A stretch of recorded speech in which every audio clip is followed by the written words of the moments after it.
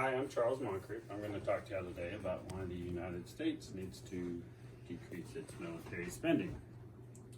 The Congressional Budget Office's most likely scenario estimates that the national debt will rise to $98 trillion by the year 2048. Now, the United States spends a lot of money on its military. It can be argued that this is for the protection of our country and to deter any enemies from attacking us. Now, I agree that spending is necessary to live the way we live and to enjoy the freedoms we enjoy. I will show how the amount we spend is excessive and the possible solutions to decrease funding while still maintaining a high level of security. Now, let me tell you some stats that will show you how our military budget is excessive. According to the Charles Koch Foundation, the United States budgeted $700 billion in the year 2018 for military spending.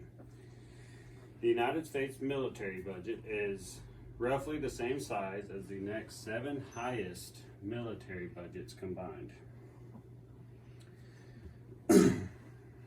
Now, another stat to show how our spending is excessive, the entire world's military spending budget is $1.6 trillion. So that means the United States is responsible for about 40% of the world's military spending. Now, spending is fine if you are being financially responsible and you have a balanced budget. However, this is not the case for us. And as of June 2019, our national debt stood at $22 trillion. And according to the Congressional Budget Office, the federal deficit for the fiscal year for 2019 was $960 billion. Now, we have 800 military bases in 70 different countries worldwide.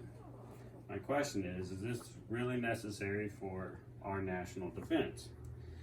Now, a lot of these bases range from small radar facilities to large bases that station tens of thousands of troops. And to put this into perspective, Britain, France, and Russia have a combined 30 international military bases. We have 800.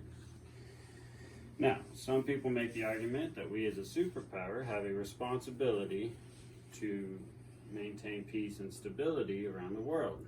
While I do agree with this to a point, we also have a responsibility to our citizens to make sure we are being financially responsible.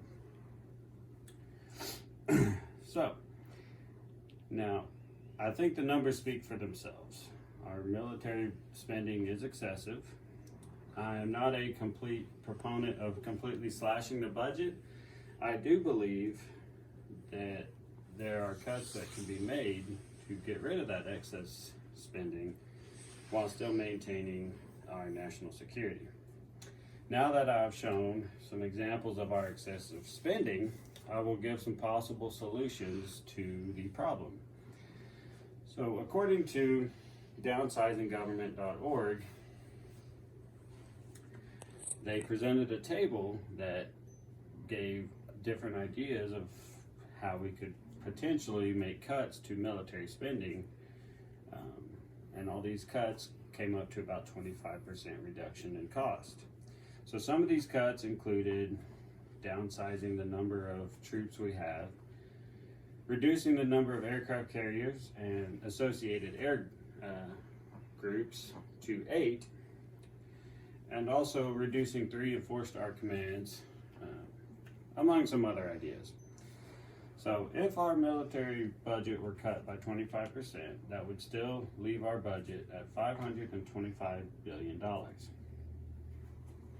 Now, that number is still well above any other country's military budget in the world, and I believe would still leave us with a solid national defense.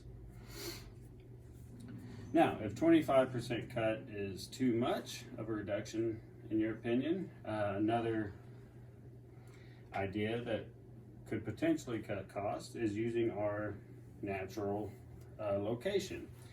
We have an advantage that most other superpowers in the past have not had. We have two large oceans on each side of us, and the only two countries that we share a border with are pretty small and really don't have a military that could threaten our own. So we need to use that natural geography to our advantage. We have the most powerful Navy in the world. If we could focus the majority of our Navy to protecting our coasts, then we could downsize the number of troops we have, which would therefore save money and help cut costs. So the last solution I have is just to simply cut some of the excessive 800 military bases.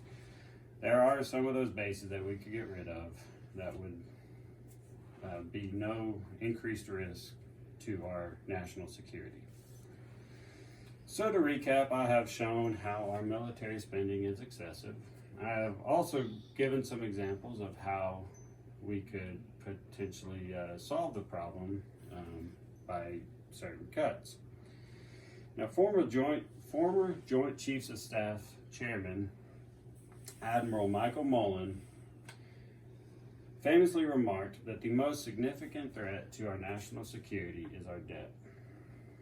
We are a very prosperous nation, and that allows for many freedoms when it comes to our money. However, it does not allow us to be financially irresponsible.